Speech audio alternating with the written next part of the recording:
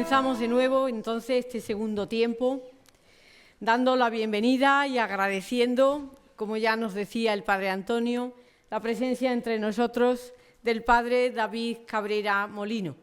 Pues como muchos y muchas que las que estáis aquí y los que estáis en antena, en casa, conocéis al Padre David. Nos ha acompañado otros montones de veces. Y yo tengo el gusto de preciarme su amiga también, ¿eh? Así que con mucha ilusión y con mucho agradecimiento, sobre todo a él, pues me gustaría deciros muy brevemente 2 o 3 palabritas, ¿no? Pues una, lógicamente, como buen jesuita, yo creo que su formación es la que también ahí detrás, en esta mañana, nos va a poner el dial de nuestro corazón en ese buscar y discernir pues lo que supone la tensión de la fuerza y el drama de la afectividad en la vida consagrada. Es una tensión que seguro que él nos va a hacer muy exponentemente caer en la cuenta y tomar conciencia de ello. Pero me gustaría decir que toda su experiencia y su compartir, pues ya digo, muchos lo conocéis, y entonces sabéis que él trabaja especialmente como licenciado en Psicología Clínica, máster en Dirección de Ejercicio, en Psicología Humanista.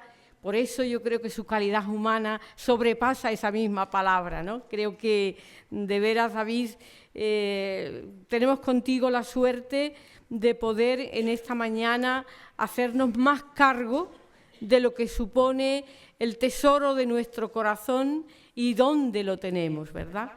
Él ahora muy especialmente me decía que os dijera, no sé si lo sabéis todos, pues que él coordina todo lo que es este proyecto precioso de acompañamiento del Magis, ¿no? Este proyecto de pastoral juvenil y con adolescentes, incluso en esa marcha, ¿no? De ir poco perfilando ese momento de la afectividad, como recordábamos en los saludos algunos de los compañeros también. Yo le diría a David, creo que el dial de nuestro corazón, ya con los saludos y con el deseo de escucharte, está preparado para que nos dejes movilizar. Desde esa experiencia que tú tienes bonita de ser compañero y amigo de tanta gente en tu vida de sacerdote y en tu vida pastoral.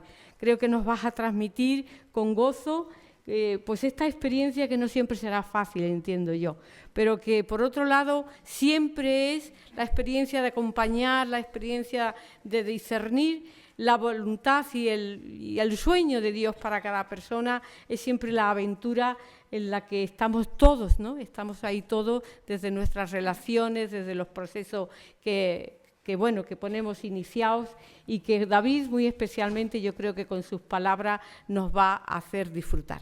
Muchísimas gracias, David, y estamos contigo con el corazón. Bueno, muchísimas gracias a todos y a todas por esta invitación a compartir, especialmente Padre Antonio aquí como director del Instituto de Vida Religiosa, María José por la presentación, a todos ustedes. Me pedían una ponencia marco a esto de los afectos.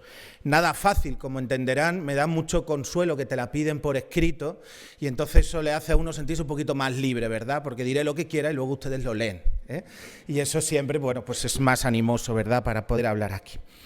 Tengo la sensación, como religioso, este año hago 25 años de jesuita, no es mucho, supongo que aquí habrá gente que llevará y tantos, pero bueno, son unos cuantos, y llevo ya unos cuantos años, bastantes de ellos dedicados al mundo de la psicología, al mundo de la formación en la vida religiosa, en el clero, y sobre todo a compartir espacios de conversación, de acompañamiento con vida religiosa.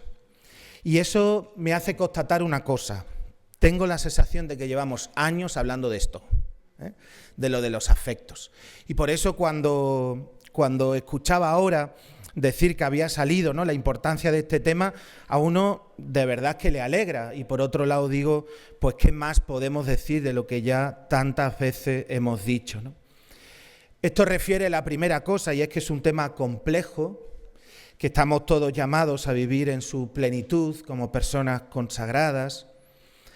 en una realidad que va cambiando, como ya se nos ha dicho, en una sociedad de hoy tan distinta a sociedades de otras épocas que viven una gran transformación afectiva.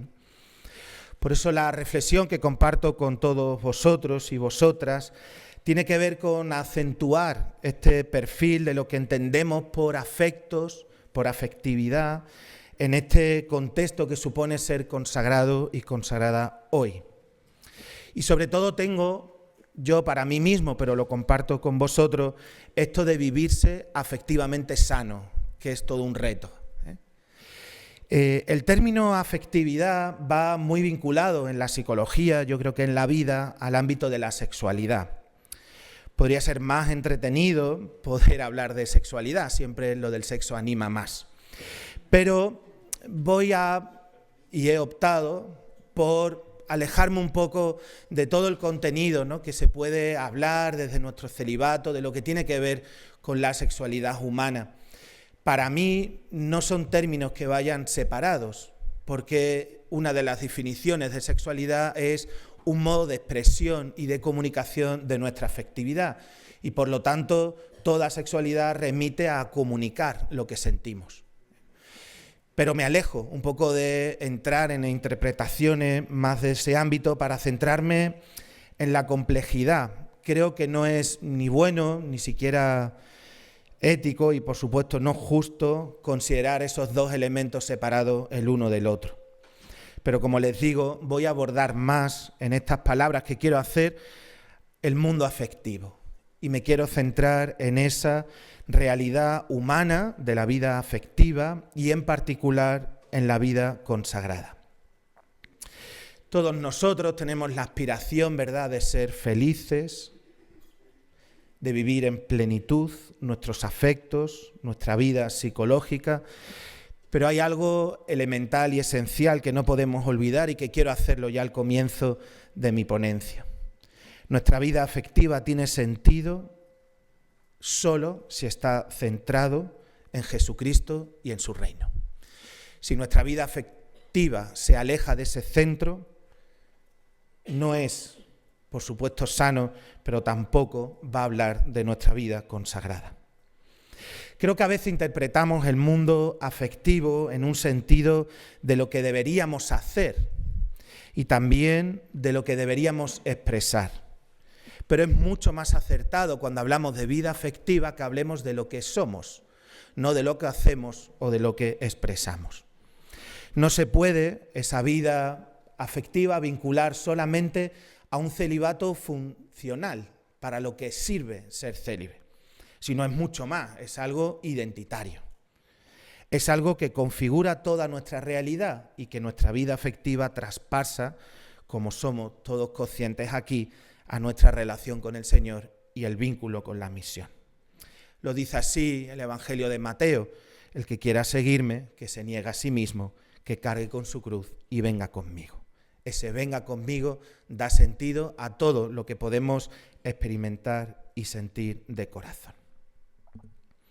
En esta introducción solo hago también una referencia a algo que se va a desplegar, espero, en alguna de las ponencias de estos días, y es el modelo y el contexto de relación ha cambiado enormemente.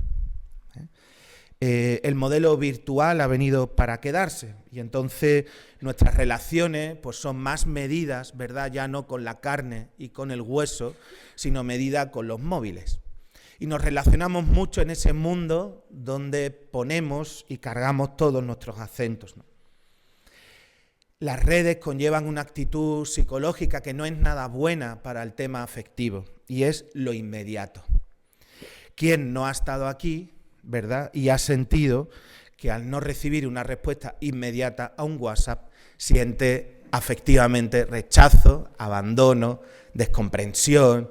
Incluso uno se puede plantear, es que no me quiere porque no me contesta. Quizá, ¿verdad?, podríamos decirnos a nosotros mismos, necesitamos tiempo y hay respuestas que no son inmediatas. Pero ha cambiado esta formulación virtual. Cada vez escuchamos más en los jóvenes, ¿verdad?, eso de tengo muchos amigos, pero nunca nos hemos visto.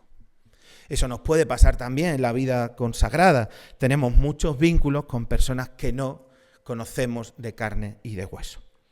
Por lo tanto, espero que sea abordado el tema. Yo solo apunto aquí en la necesidad como consagrados de reformulación afectiva por el mundo en el que ahora estamos. Les lanzo una pregunta. ¿Cómo afecta vuestras relaciones virtuales a nuestra vida afectiva? Seguimos siendo, ¿no? Hace unos años se decía que cambiamos el sagrario por la tele y quizá ahora podemos decir que lo hemos cambiado por el móvil. Provocativo, pero muchas veces cierto. Me gustaría señalar también así al comienzo el signo diferencial de nuestra castidad. Es un don, así lo expresa en la persona consagrada. Es un don que recibimos de Dios y que está llamado a la oblación. El signo diferencial en nuestra vida, lo decía ya San Juan Pablo II en Vita Consagrata, es la expresión del amor encarnado hacia los hermanos. Lo que nos diferencia de la afectividad del mundo a la afectividad consagrada no es otro que un reflejo de amor recibido. El Padre, el Hijo y el Espíritu nos aman. Entre ellos, el amor es fundamental, como sabemos, pero es un amor que nos invita a la salida, a la encarnación, a ponerlo en expresión con nuestros hermanos y hermanas. Por eso ese don de Dios hay que vivirlo solo y es posible vivirlo con Él y no sin Él.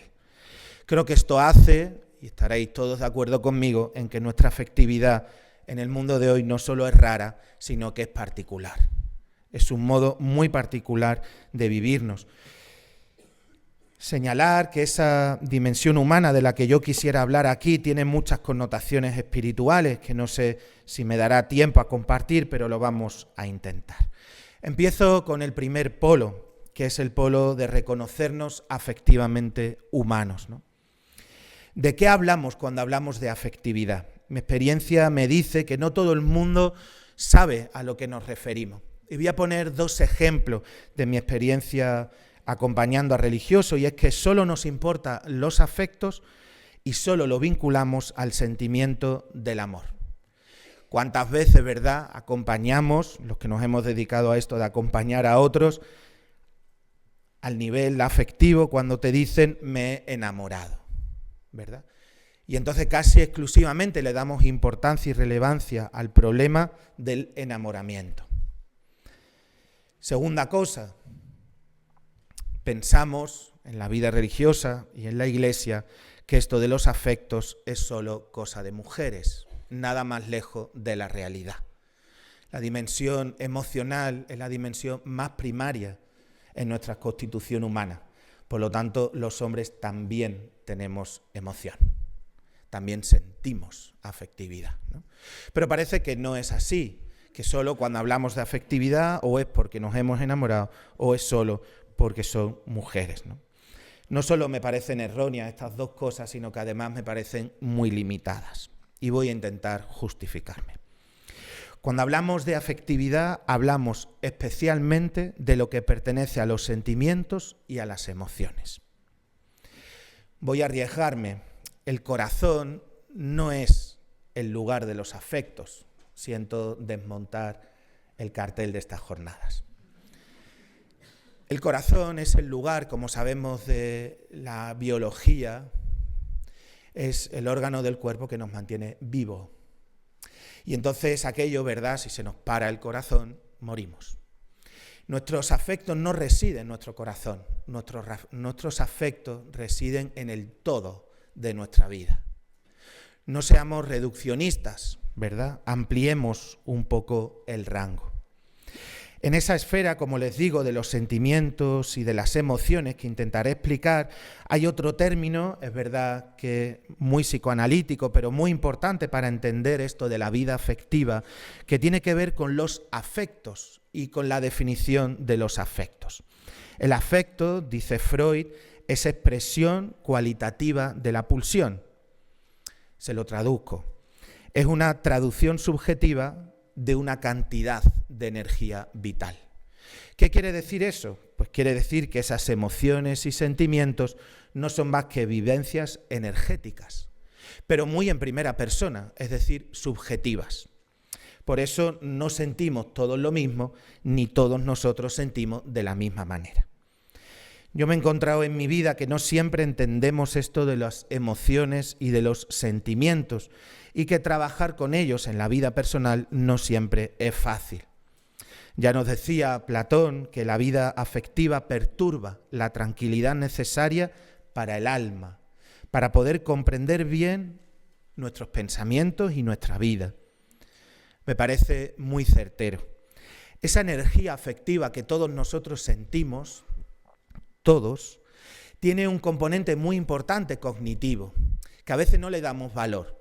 A veces pensamos que la vida afectiva son solo expresiones de sentimientos, de emociones, y nos olvidamos, ¿no?, de nuestra cabeza, de nuestra razón. Y sin embargo es muy importante para poder madurar en nuestra vida afectiva. Les pongo un ejemplo. ¿Cuántas veces no hemos sentido la ira, la agresividad, que es una emoción y por lo tanto es un afecto? ¿Cuántas veces no hemos sentido esa ira y nos ha bloqueado el pensamiento? Y muchas veces nos reconocemos diciendo, he dicho lo que no quería decir, me ha podido el enfado que tenía, no me ha dado la vida para pensarlo. Porque la emoción necesita razón, pensamiento. Por eso sería muy bonito que pudiéramos vivir en estas jornadas esta combinación perfecta. Lo que sentimos, darle un significado en nuestra vida. Aprenderlo a gestionar, a conectarlo con lo que somos, aprender de verdad a que eso que vivimos tenga sentido en lo que somos. Hay algo en esto del pensamiento, de la afectividad, que nos conecta con la inteligencia emocional. Antes lo han mencionado también, esa percepción de Goleman, ¿verdad?, cuando ya nos hablaba de la importancia de la gestión de las emociones, del uso. Esto no tiene que ver una inteligencia, si somos listos o no, tiene que ver con esa capacidad más cognitiva de la gestión de las emociones. Tan importante como les acabo de decir. Me gusta mucho para la vida afectiva y para su interpretación algo del psicólogo Gunn, que dice: el mundo afectivo se representa en dicotomías, entre placer y displacer, entre excitación o inercia, entre tensión o relajamiento. Qué interesante sería aquí preguntarle a todos ustedes en qué tensión se viven afectivamente, si tienen placer o si están displacer, si tienen tensión o si sin embargo están muy relajadas. A algunos se le ve muy relajado aquí, se aprecia. Nos podemos mover entre estos dos polos, ¿verdad? Pero lo importante no es, ¿verdad?, movernos en ellos, sino es cómo los gestionamos en nuestra vida. Por eso es tan importante que de aquí salgamos aprendida esta lección. Lo que sentimos, nuestra vida afectiva, está llamada a la gestión, a gestionarla. Qué importante es mirar lo que sentimos por los afectos que causan. La cualidad, la intensidad y la duración nos van a dar pista. No es fácil, y por eso me atrevo aquí a distinguir la emoción y el sentimiento. Son cosas distintas. La emoción es una reacción, ¿verdad?, de una respuesta a un estímulo que puede ser interno o externo. Es algo que sentimos y que se manifiesta en una conducta. Como saben ustedes, la emoción es una tendencia hacia la acción, algo que sentimos y se expresa conductualmente. Las emociones, como dice el profesor Greenberg, con el cual yo tuve el honor de trabajar durante un tiempo, un psicólogo canadiense, las emociones pueden ser adaptativas y desadaptativas, y esto es muy interesante para nuestra vida consagrada. ¿En qué medida lo que sentimos emocionalmente, insisto, más breve, más intenso, más reactivo a un estímulo, nos ayuda a adaptarnos a aquello a lo que vivimos? Si la agresividad, la tristeza, la alegría, la paz, las emociones son adaptativas en la medida en la que nos hacen adaptarnos a nuestra vida consagrada, o por lo tanto son desadaptativas, nos alejan de esa adaptación, de esa vida que queremos vivir. Siempre vuelvo al mismo ejemplo. Tener miedo no es tan malo como parece. Quien ha decidido entrar en la vida consagrada y no tiene esas mariposillas que no son de amor, son de miedo, ¿verdad? ¿Qué es lo que voy a vivir? ¿Qué es lo que va a pasar conmigo? ¿Qué es, verdad? ¿Qué es esto de ser religiosa o religiosa, consagrada o consagrado? Si no sentimos ese miedo, que es un miedo adaptativo, que nos va a permitir estar a todas, estar entregados, estar muy conectados con lo que somos.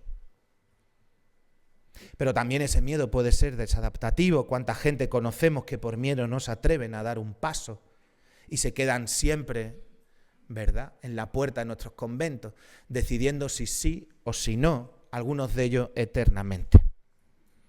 Ese miedo es desadaptativo, porque no permite avanzar en la vida que somos llamados a vivir.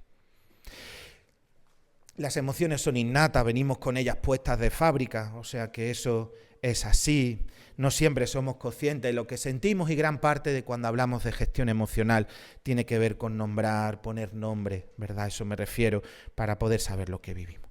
El sentimiento es distinto, el sentimiento es más duradero, conjuga, como les decía, esa emoción con un pensamiento. Pongo un ejemplo, no a todos nos hace feliz lo mismo. Hay gente que siendo superior o superiora es muy feliz y hay otros que no lo son, ¿verdad? Bueno, esto es que el sentimiento evoca algo muy subjetivo. Lo que a uno les hace ser felices, a otro no. Por eso, cuando hablamos de sentimiento, tenemos que hablar de interpretación. ¿De qué manera podemos interpretar en nombre propio lo que percibimos, lo que sentimos en nuestra vida? El sentimiento tiene además una parte muy importante, y es que igual que nosotros decíamos antes que las emociones son innatas y venimos con ellas, el sentimiento es un aprendizaje. Aprendemos en nuestra vida a ser felices como sentimiento. Aprendemos, ¿verdad?, a lo largo de nuestra vida cómo poder vivir con plenitud aquello a lo que estamos llamados a vivir. Por lo tanto, qué complejo es este mundo afectivo al que estamos llamados, ¿verdad?, a crecer en clave de maduración. Pongo ahora algunas condiciones, ¿verdad?, de lo que se permite para nosotros esto de sentir, porque nadie puede decir no siento, estaría muerto, ¿verdad? Entonces, ¿cómo podemos esas condiciones o utilidades ponerlas en el foco de esa energía que les decía? Si interpretamos ahora sí, conociendo lo que es emociones y sentimientos, espero que todos ustedes estén pensando cómo siento, cómo vivo la emoción, de eso se trata, que vayan trabajándose. Entonces, desde ahí, si vemos y percibimos esa pulsión energética que es el mundo del afecto, ¿qué utilidad tiene en nuestra vida? Yo voy a destacar 3 que me parecen muy importantes para la vida consagrada. Primero, la adaptación, adaptarnos. Yo creo que esto de adaptarnos tiene mucho que ver con nuestra vida. De repente te cambian aquí y te cambian allí. Algunos de nosotros hemos tenido distintos destinos en nuestra vida. Yo he vivido en el barrio La Ventilla, de un tipo de clase social, y ahora vivo en el barrio Salamanca, otro tipo de clase social. Comunidades más pequeñas y comunidades más grandes. Comunidades, ¿verdad?, vinculadas a una obra, como un colegio, comunidades vinculadas a una comunidad de formación, que también es muy distinto. Bueno, esto implica que uno en su mundo afectivo ha de adaptarse continuamente, ¿no es así? Hay que adaptarse. No sirve siempre vivir lo mismo y de la misma manera. Creo que debemos percibir que sentir afectivamente reside en esa fuerza que humanamente tenemos para adaptarnos en la vida que estamos llamados a vivir. Pienso sobre todo que hay que bajar del cielo y encarnar aquello que sentimos. Esa adaptación puede ser en contextos distintos, lo que tiene que ver con nuestras comunidades, con los lugares, con los contextos de misión, incluso con personas. Y lo sabemos, no siempre nos relacionamos afectivamente igual, con hombres y con mujeres, con unos hombres y con unas mujeres concretas. Esto es adaptar. Y esto lo podemos hacer por esa energía que sentimos en el mundo afectivo, en ese mundo de nuestro sentir. La segunda cosa es comunicar. La energía del afecto nos permite comunicarnos, expresarnos, decirnos, ser nosotros mismos. Mucho de lo que sentimos lo expresamos a través de reacciones físicas, conductuales, en miradas, en gestos, en formas de hablar, en no hablar, en cómo se viven los silencios. La comunicación es tan esencial para nuestro mundo afectivo. Los afectos son siempre indicadores de cómo estamos y de hecho así lo preguntamos cuando nos encontramos con alguien, ¿cómo estás? Pero también el mundo afectivo implica hablar de nuestras intenciones y de nuestras necesidades. Lo que comunicamos no es solo cómo estamos, sino también es lo que queremos vivir y ser y también lo que necesitamos para vivir lo que somos, ¿no? Por eso hay que aprender, ¿verdad?, a comunicarnos con el otro. Aquí entran términos muy conocidos por todos ustedes, la empatía, la escucha, la pregunta. Me alejo de ello simplemente para poder decirle que una de las cosas que me parece a mí más importante en esto de la comunicación afectiva, me refiero, es aprender a comprender al otro. Es decir, que lo que está diciendo y lo que yo estoy viendo que está expresando, ¿desde dónde lo está diciendo? Y vosotros diréis, hombre, pues desde el sitio, si está en el sillón, pues desde el sillón.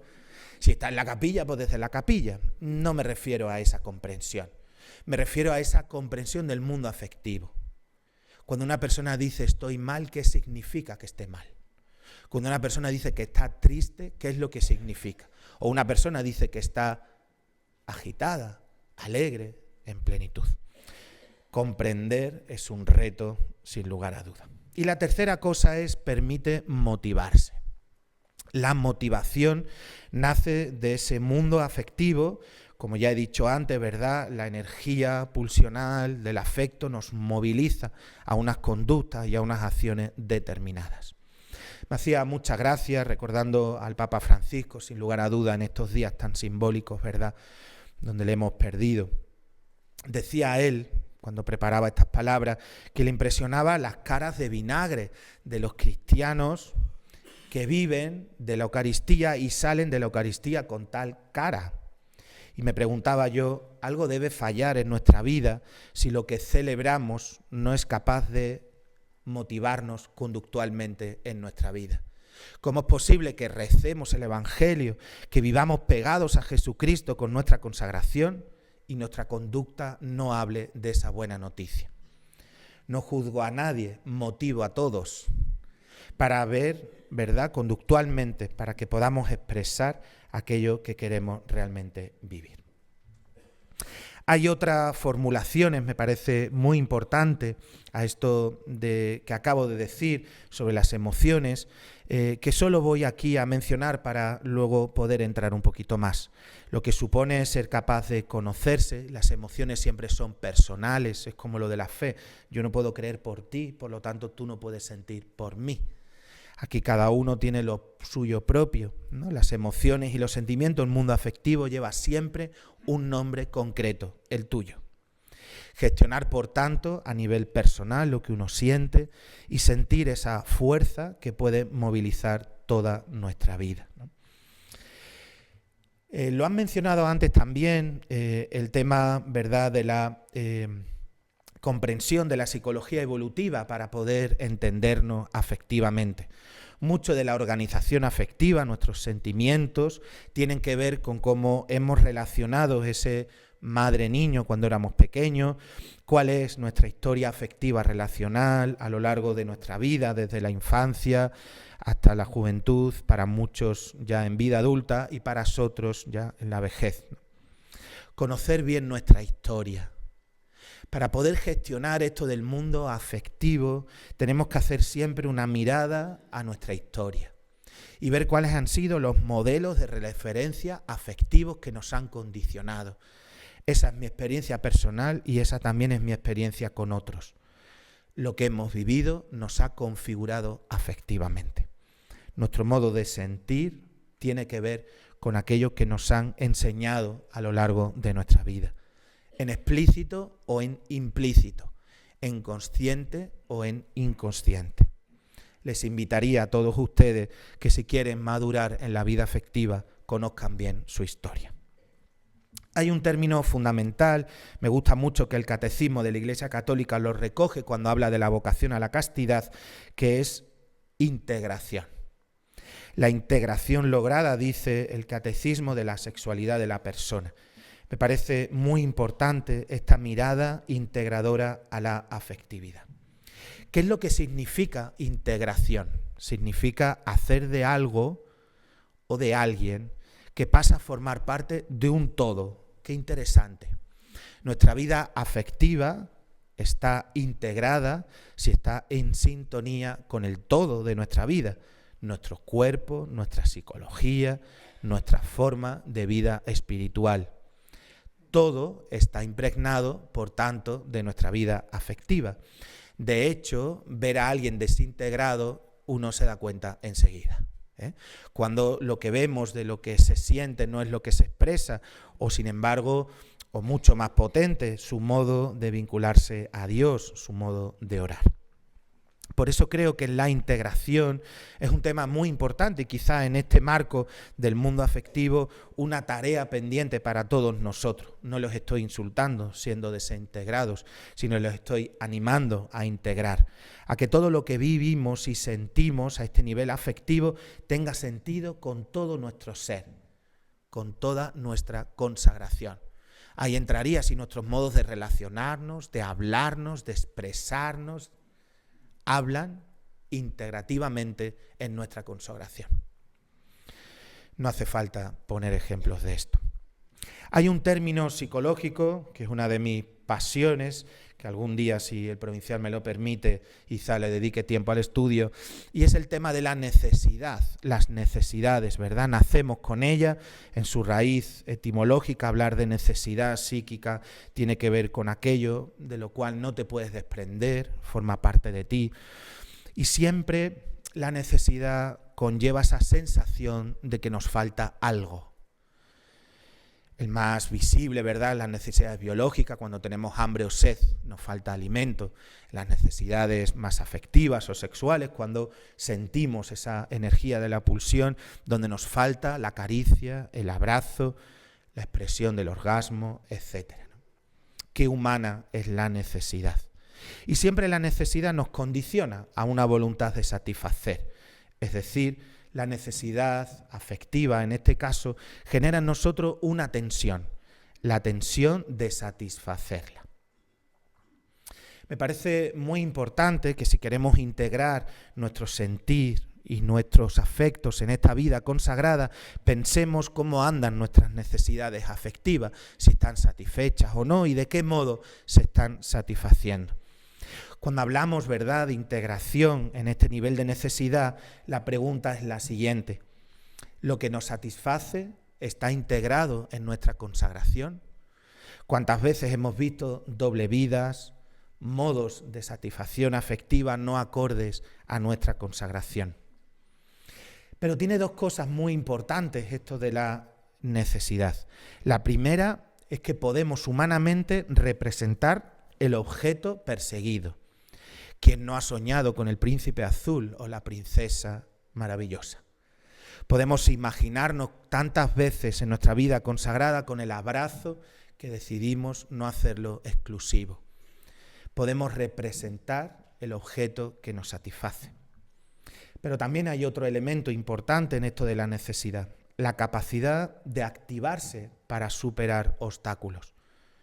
Por esto, ¿verdad?, qué importante sería para nosotros, y como tenemos esa capacidad humana, psíquica, nos podemos activar para superar aquellos elementos que no están acordes ni integrados, vamos a llamarlos obstáculos.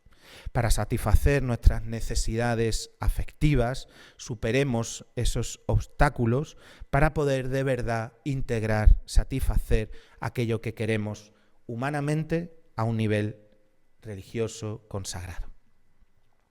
Me parece muy importante, solo lo puntualizo, la diferencia entre necesidad y deseo, tantas veces confundida en nuestra vida espiritual. La necesidad, el polo está en el yo, es la persona la que necesita. El deseo, el polo está en aquello que nos atrae. Servir a los pobres puede ser una necesidad. Me hace feliz servir a otros. O los pobres pueden ser un deseo. Les recuerdo aquello de la Madre Teresa de Calcuta, viendo en el tren a un pobre, sintió que debía dedicarle la vida. no es cuestión solo de necesidad, sino también de deseo. Lo que me parece más importante entonces es cómo podemos gestionar todas esas necesidades. Les voy a dar algunos elementos que me parecen interesantes. El primero de ellos, el autoconocimiento. Sin conocernos no podemos gestionar con manera saludable nuestros afectos. Miren, esta es una de mis tareas pendientes. En mi experiencia acompañando a religiosos y religiosas, después de todo lo que hacemos, ejercicios, noviciados, de todo, no nos conocemos del todo. Y cuando hablamos de nosotros mismos, acudimos a nuestros currículum y no a nuestras personas, a lo que somos. Por eso les insisto en la importancia, si queremos realmente gestionar, la importancia del conocerse, ¿no? Esa afectividad integrada. Otra cosa es la libertad responsable. Esto de no ser del todo esclavos con aquellas realidades que nos afectan a ese nivel afectivo, y también la determinación por elegir lo que nos hace bien y nos ayuda. Ahí entraría esa definición de ser libres para y la libertad de, ¿no? La libertad que nos esclaviza, afectivamente hablando, o elegir aquello que nos ayuda con determinación. Qué importante es que nos formemos en libertad, ¿no? La creatividad en desarrollo sería el tercer elemento. ¿Cómo podemos crear algo nuevo? ¿Cómo podemos afectivamente generar dinámicas que sean nuevas en nuestra consagración? Muchas veces he escuchado eso de yo ya lo di todo, yo ya lo viví todo. Creo que eso no es ayudador a nuestra vida consagrada. El aquí y el ahora es muy importante. Nos vivimos afectivamente en esta profunda conexión de nuestro momento personal. Nunca sentimos como siempre, ni nunca viviremos del todo. El aquí y ahora es esencial. Y la cuarta cosa es la intimidad.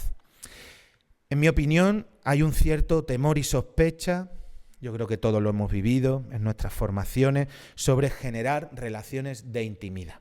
Porque creo que la intimidad en la vida consagrada siempre se lleva a algo de lo exclusivo, ¿verdad?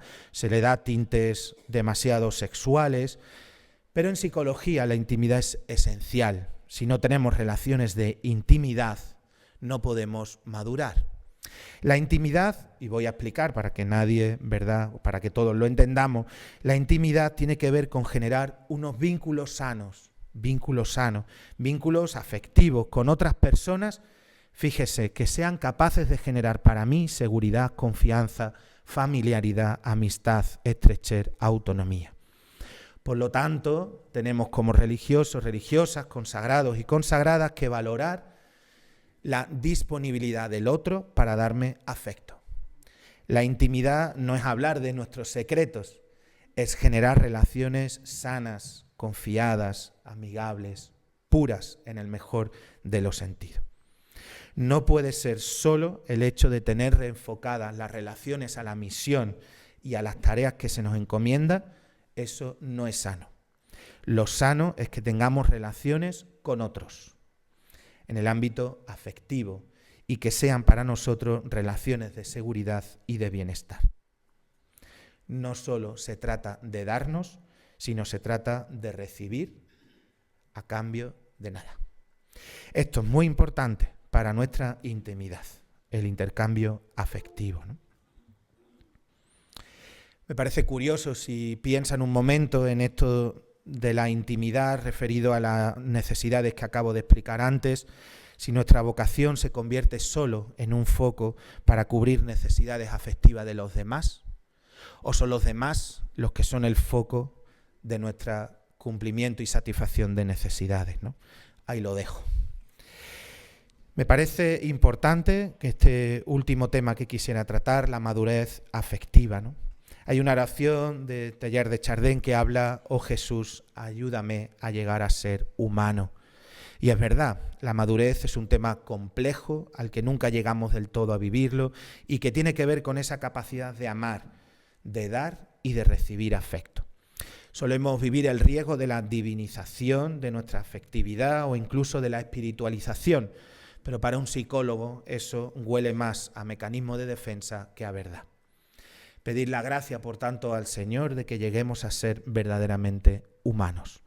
Pensemos un momento en nuestras familias carismáticas y nuestras familias de origen, porque ahí es donde podemos, ¿verdad?, configurarnos para vivir una madurez afectiva a este nivel. La implicación de la madurez pasa por la responsabilidad y por la capacidad de tomar decisiones que para uno sean buenas. Mi experiencia es que uno, cuando entra en la vida religiosa, entra con su propio sistema normativo a nivel afectivo. Ha entrado de la forma en la que le han enseñado a amar. Y al entrar se incorpora a un carisma y a un modelo carismático donde también se le enseña a amar de una forma consagrada. Sería para mí, pero creo que para la psicología, inmaduro e infantil no conjugar ambos modelos. Vivir la afectividad solo vinculada a la norma impuesta no es sano. Si no se conjuga con aquello que yo traigo puesto de mi casa, generar en nosotros consagrados autónomos, capaces de asumir una norma, capaces de apropiarse de ella con plenitud y dotarla de un sentido entre lo mío y lo del otro, entre mi instituto y mi persona. Esto garantiza una cierta vida sana a nivel afectivo. Habría muchos modelos de expresar esto de la madurez. Como les decía, lo podrán leer más adelante. Voy al título que se me daba: lo que nos da fuerza nos produce también dolor. Y es verdad, ya lo he dicho antes, la pulsión, el afecto, en esa visión psicoanalítica se reconoce como fuerza, como energía. Por lo tanto, decir, y es bastante evidente que la vida afectiva nos da fuerza, ¿verdad? Pues eso garantiza lo que ya acabo de decir. Quien no ha sentido, y de hecho si están aquí, es porque alguna vez han sentido el amor y la pasión que les ha llevado a entrar en esta vida.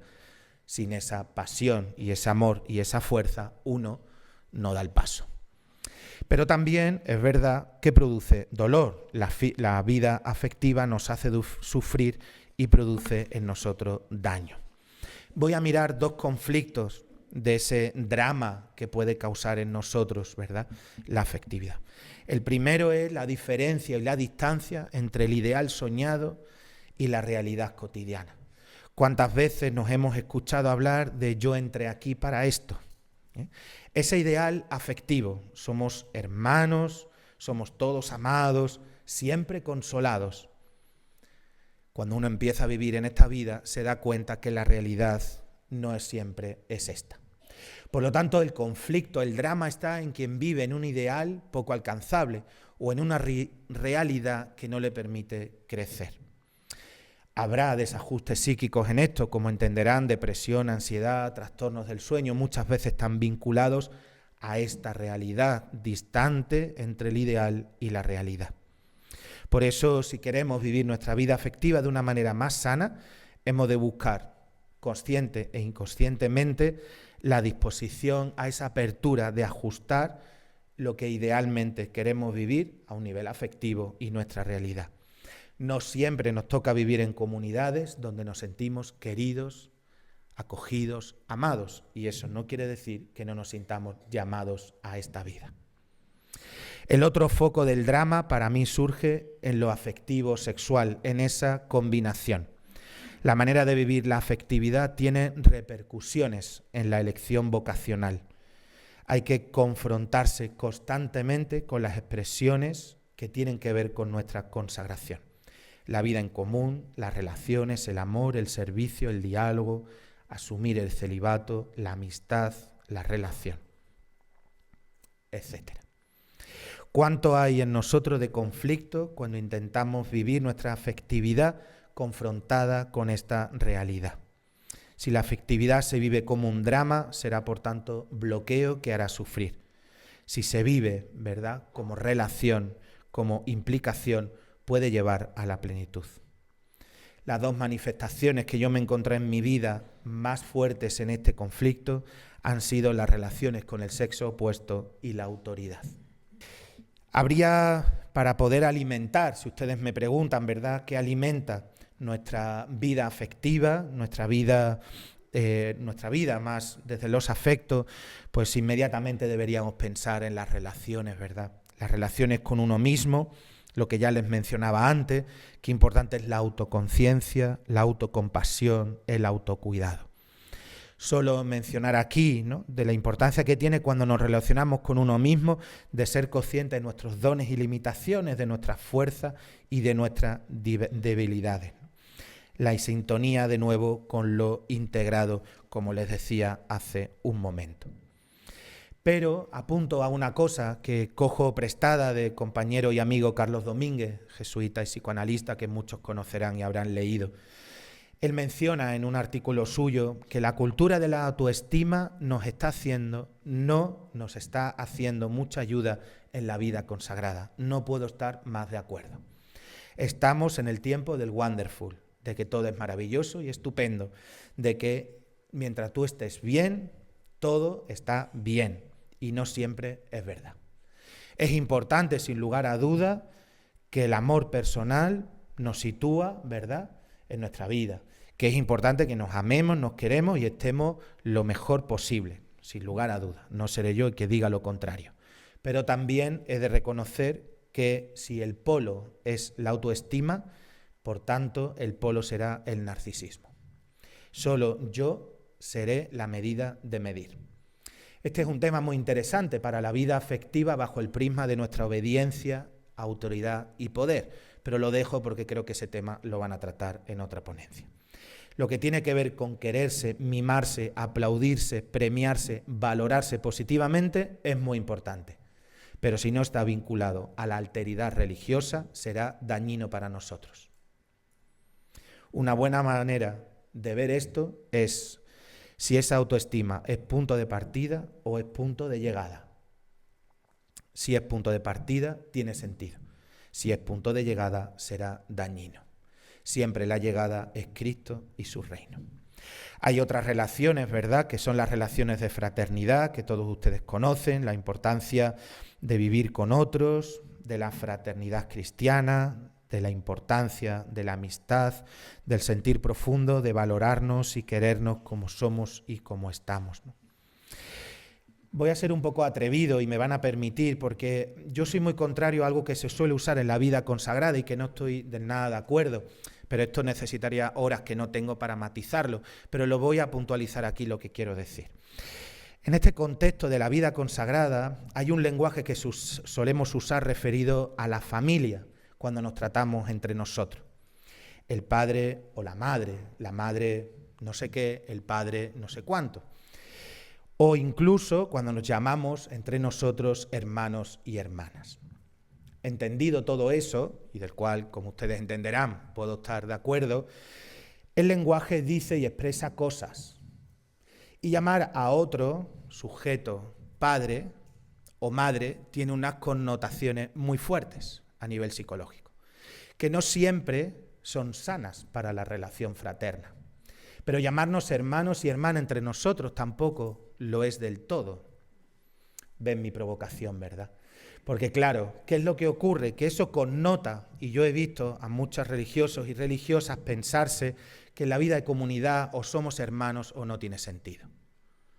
Y es muy difícil llegar a ese vínculo tan estrecho que supone la hermandad entre nosotros. Me gusta más como jesuita llamarnos compañeros. Creo que es diferente, compartimos un camino, ¿verdad?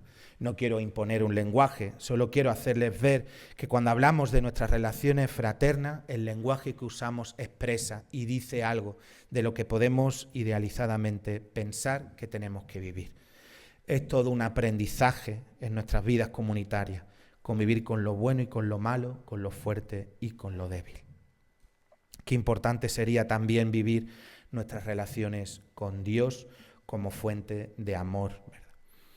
Hay dos temas en esta relación de Dios, ¿verdad?, que quisiera aquí acentuar en este del mundo afectivo. La primera de ellas es la imagen de Dios que tenemos, con qué Dios nos relacionamos. ¿Cuál es la imagen de Dios? ¿Es un Dios afectivamente sano para nosotros o es un Dios que causa en nosotros desconsuelo, que causa tensión afectiva?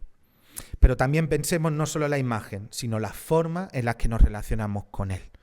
Muchas veces cuando hacemos estos estudios de psicodiagnósticos a seminaristas, novicios, a personas que avanzan en esta vida consagrada, vida eclesial, le hacemos siempre la misma recomendación.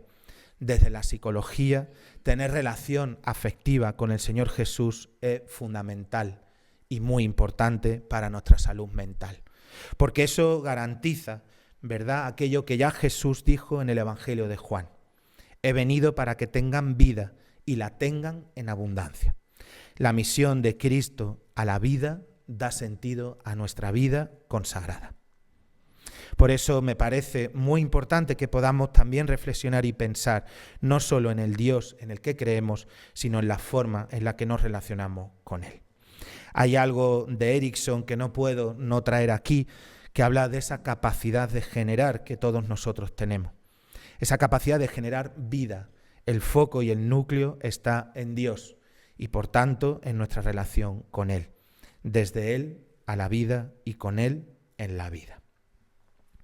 Hay muchos desafíos que podemos considerar en esta vida religiosa, pero mi experiencia me dice, y ya termino con esto, cuando alguien viene a consulta al mundo de la psicoterapia o al mundo de la psiquiatría, siempre pide recetas.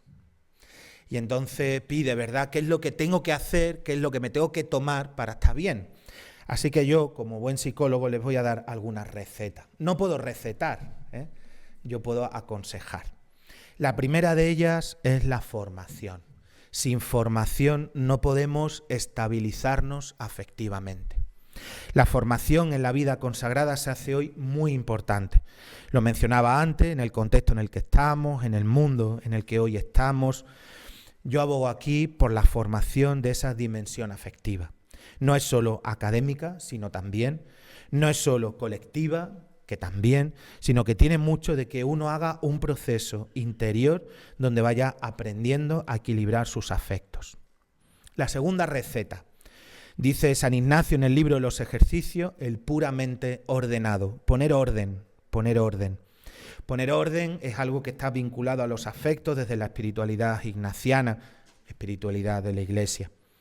Diría yo que poner orden tiene que ver con colocar cada cosa en su sitio y ponerlas en el foco de lo que da sentido en nuestra vida. Lo digo más sencillamente. Nuestra vida afectiva ordenada es que nuestros afectos estén en su justo lugar de consagrados. Nuestras relaciones y nuestros modos de relacionarnos deben apuntar a Dios, al Señor y a nuestra consagración. Dice también San Ignacio en la anotación 18 de los ejercicios, lo que descansadamente pueda llevar. Me parece una receta muy importante. No nos podemos forzar afectivamente a vivir aquello a lo que no podemos vivir. Por eso creo que es importante que nos hagamos todos conscientes de lo que afectivamente se puede vivir. ¿Qué puedo soportar, llevar con elegancia y con bienestar en nuestra vida afectiva? Generar en nosotros exceso, cansancio, estériles o desorden dañino no siempre es bueno. Creo que esto cada uno lo tendrá que ver. Cómo puede no solo poner orden, sino llevarlo descansadamente. Otra de las recetas es el acompañamiento, ¿verdad? Mi experiencia me dice que este ministerio eclesial, que supone ser acompañado por otro, es sanísimo. Tener un espacio donde compartir nuestra vida afectiva y emocional, nuestras vivencias y lo que nos influye es esencial. Con alguien, no porque sea mejor que tú o más perfecto, todos los que acompañamos lo sabemos, tenemos nuestros propios pecados, sino que ponernos delante de otros sin juicio y sin condena es beneficio para nuestra vida afectiva. Y termino con la última receta, la vida plena y en abundancia. Sin Dios esto no se puede vivir. Solo podemos vivir nuestra vida afectiva como plena y abundante si nuestro foco personal, humano y religioso está en Dios. Todos nosotros recibimos una llamada gratuita para centrar el amor de Dios en nuestra vida. Sin lugar a dudas, esa raíz nos va a ayudar. El Evangelio se ha de hacer verdad afectivamente hablando. Nuestra vida afectiva sin fe es invivible, diría yo, a este nivel consagrado, por supuesto. Hay muchas consideraciones psicológicas que podemos hacer, ya he ido mencionando muchas de ellas, pero termino solo diciendo, en la persona de Jesucristo, nuestra vida afectiva es una vida pascual. Muchas gracias. Yo, en nombre de todos, quisiera darte las gracias por tus palabras sencillas, claras y realistas. Y hasta por la receta, ¿verdad?, que nos acaba de dejar aquí como final. Una receta que entiendo es realmente la tarea que tenemos todos de gestionar y avanzar en este camino de humanizarnos, pero no a cualquier estilo, sino al estilo del todo corazón. El todo corazón, que significa que es un Dios que es el centro de nuestra vida. Yo creo que ha estado muy claro en toda tu ponencia, pues esa relación de dejar que el dial de nuestro todo ser se parezca y se asemeje y se transfigure con los sentimientos de Jesús. Muchas gracias, David. Una vez más. Gracias. Un aplauso. Y fuerte.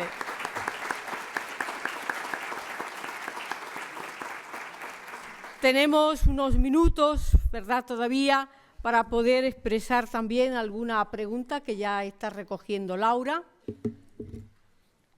Bueno, preguntan por aquí cómo los afectos residen en el todo de nuestro ser, el aspecto de las caricias, como una sonrisa, un gesto amable, una mirada acogedora, nutre nuestro afecto y armoniza la vida. Ciertamente, no sé si es una pregunta o un comentario, pero me atrevo a decir que sí, el tema de las caricias, claro, para un psicólogo esto tiene sus cosas, ¿eh?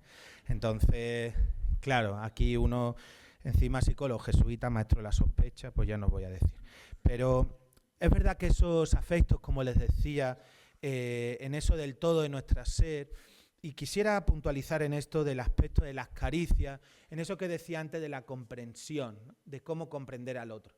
Mi experiencia es que no con todos nos podemos relacionar de la misma manera. Y entonces, en eso que nosotros interpretamos como caricia, es verdad que una sonrisa, un gesto amable, uno tiene que interpretar cuándo se puede hacer y cuándo no. No siempre es acogido sanamente, ¿eh? A veces eso puede generar mucho más rechazo. Y hablo aquí, se va a trabajar, yo por eso no lo he mencionado casi nada, es el tema del cuerpo, ¿no? Porque caricias, enseguida, cuando yo lo he leído, remite a tocarnos, algo muy humano y desde luego muy evangélico. Jesús no para de tocar a la gente. Pero claro, la expresión afectiva del tocar es muy, muy cuidadosa, ¿eh? ¿A qué me refiero? Que no todo el mundo, y lo enlazo con lo de la comprensión que decía antes, no todo el mundo está preparado para dejarse tocar. Ni todo el mundo, ¿verdad?, es tocable, ¿eh? Por eso es muy importante eso que les decía de la comprensión, ¿no? Conocer de verdad al otro, comprender, esa es mi experiencia, ¿verdad? Y a veces el polo está en uno mismo, lo que a mí me sale hacer contigo afectivamente. Pero realmente el otro está dispuesto, disponible, capaz de acoger eso. Creo que aquí hay un tema interesante a poder reflexionar en nuestras relaciones afectivas, ¿no? Ciertamente las caricias, si son ordenadas, buenas, son siempre consoladoras, ¿no? Pero pueden también generar daño, ¿eh? Y pueden también generar distancia. ¿Cómo dar cabida en nuestras comunidades a lo que afectivamente vivimos y nos mueve? Compartimos vida. ¿Es posible sin compartir afecto? Bueno, yo diría que no. Es verdad que hay un nivel comunicativo de nuestras comunidades, y esa es mi experiencia cuando uno va, ¿verdad?, en mi propia comunidad, si me oyen igual, pero también en las otras, cuando uno va a otras comunidades a acompañar, a ayudar, voy viendo que es muy difícil hablar de lo de dentro. Solemos tener comunicaciones más superficiales, ¿no? Pero ahondar en esto del compartir afecto, es decir, de poder comunicar cuáles son nuestras emociones, cuáles son nuestros sentires, ¿no?, qué es afectivamente lo que nos está tocando el corazón, nos está tocando el cuerpo, la vida, la consagración, pues debería ser posible. Ahora, a mí esto me hace otra pregunta, y es si la imposibilidad tiene que ver con el respeto, ¿no? ¿no? Si cuando nos decimos somos realmente acogidos, con respeto. Si cuando nosotros sentimos que el ambiente, porque los ambientes hay que cuidarlos. Yo a veces cuando voy, ¿verdad?, a ayudar a alguna comunidad en discernimientos y tal, en eso soy un poco obsesivo, cuido los espacios. Claro, es muy importante. Si hablamos viéndonos, no es lo mismo, ¿verdad?, hablar de lo que uno siente así que hablar ahora aquí. Si alguno de por ahí en el medio, pues yo me siento, sería mucho más difícil. Los contextos ayudan, ¿no? Ayudan a nuestras comunidades. Sí, yo creo que es sano, ciertamente. ¿Es posible compartir sin afecto? Claro que sí. Uno puede hablar sin decir nada. Y uno puede compartir sin expresar, al menos conscientemente. Porque muchas veces, ¿verdad?, en nuestra vida comunitaria, pero vamos, en mi familia también pasaba, que yo soy de familia numerosa, ¿verdad? Y uno dice, no, estoy muy bien, pues tu cara no. Se expresa, estoy muy en paz, pues si estás más agitado te va a dar algo. Claro, por eso también en nuestras comunidades no solo pongamos el acento en lo que escuchamos, pongamos el acento en lo que vemos. Porque ahí se está comunicando algo de lo afectivo. Lo afectivo, por eso os decía al principio, no solo es el amor, es el sentimiento y la emoción, que puede ser positiva o negativa. No siempre afectivamente tiene que ver con expresar amor, ¿no? Seguiríamos contigo mucho más tiempo, ¿verdad? Te agradecemos una vez más pues tus palabras, tu sencillez, tu manera de compartir como, no solo como hermano y hermana, sino compañero y compañera de camino.